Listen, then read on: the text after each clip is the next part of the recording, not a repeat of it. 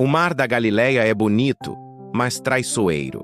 Para quem olha de longe, suas águas parecem calmas, quase convidativas. Mas quem vive por lá sabe que do nada, o vento pode mudar e transformar um lago tranquilo em um campo de batalha entre o homem e a natureza. E foi exatamente num desses dias que aconteceu uma das histórias mais impressionantes sobre Jesus Cristo. O cenário era o fim de um dia longo. Jesus havia passado horas ensinando as multidões, curando doentes e atendendo pessoas que vinham de várias regiões para vê-lo. O cansaço era real. Então, ele decidiu atravessar para o outro lado do mar.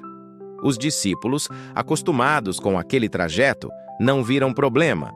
Afinal, muitos eram pescadores experientes. Entraram no barco com a segurança de quem já conhecia cada curva daquelas águas. Mas o mar da Galileia tem uma característica peculiar. Por estar cercado por montanhas, os ventos podem descer de repente e criar tempestades violentas. E foi exatamente o que aconteceu. Uma rajada fria veio dos montes, e em poucos minutos as ondas começaram a crescer.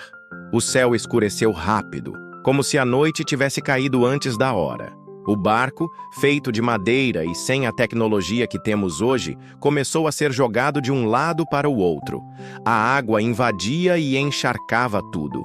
Homens acostumados a enfrentar tempestades estavam desta vez com medo de não voltar para casa. Enquanto isso, Jesus dormia. Sim, no meio de toda aquela confusão, ele estava deitado na parte de trás do barco, provavelmente exausto, e dormia como se nada estivesse acontecendo.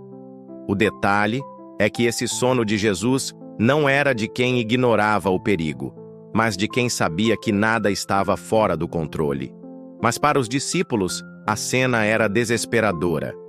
Eles se perguntavam como ele podia descansar quando todos estavam à beira de afundar. Então, alguém se aproximou, sacudiu-o e disse: "Mestre, não te importas que pereçamos?" Jesus se levantou. Não com pressa, não em pânico.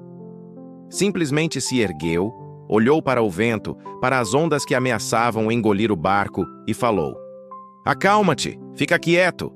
E como se obedecessem ao seu dono, o vento parou e o mar ficou completamente tranquilo.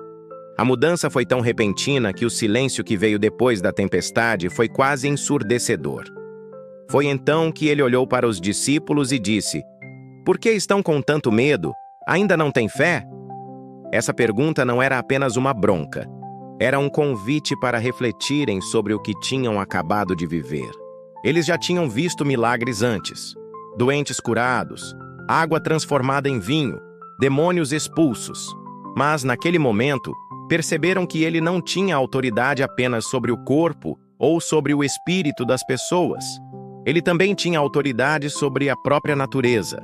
O impacto dessa experiência foi tão profundo que eles começaram a se perguntar entre si: quem é este, que até o vento e o mar lhe obedecem? Era uma revelação ainda mais clara de que Jesus não era apenas um mestre ou um profeta, mas alguém com um poder que ia além do que qualquer ser humano poderia ter. E se você parar para pensar, essa história carrega uma mensagem muito mais profunda do que simplesmente Jesus acalmou uma tempestade. Ela fala sobre as tempestades internas que todos enfrentamos. Ansiedade, medo, incerteza. Às vezes elas são mais perigosas do que qualquer vento ou onda. E a lição que ele deixou foi simples.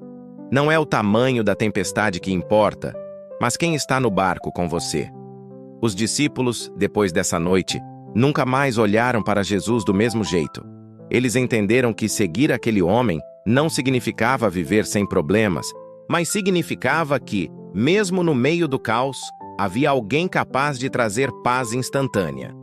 2000 anos depois, essa história ainda é contada porque ela fala com qualquer pessoa que já se sentiu no meio de uma tempestade, seja literal ou figurada.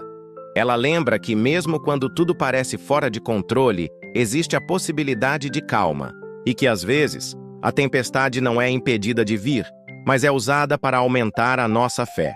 Se essa história te inspirou, deixa o like, se inscreve no canal e compartilha. Porque se Jesus é capaz de acalmar ventos e ondas, você é capaz de acalmar o botão de curtir aí embaixo.